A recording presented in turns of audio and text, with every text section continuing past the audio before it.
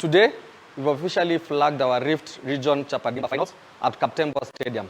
Our finals are to be held at Nakuru ASK ground on Saturday and Sunday, 11th and 12th, 2023. We expect a number of 8 teams to participate, and out of these teams, we expect to have our grand winner walk with a grand prize of 250,000, the team.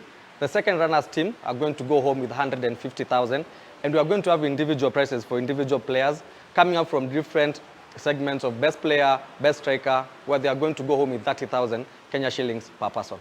Nakuru has seen the highest number of registration for this season, with 115 teams registering to participate in this competition.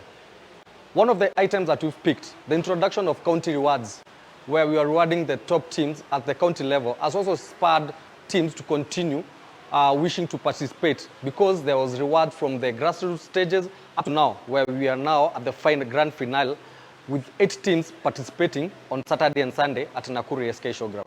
A huge number.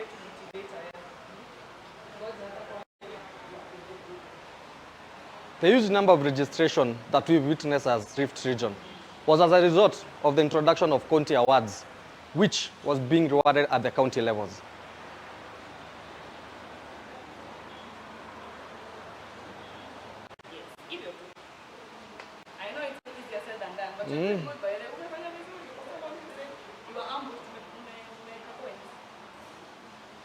Hi.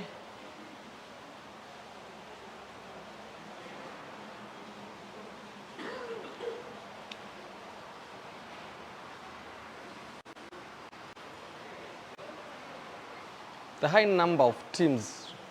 The high number of teams. The high what? The high number? The high team. No. The registration. One of the key items I'll call out that resulted to high number of turnout for participation was the introduction of county rewards.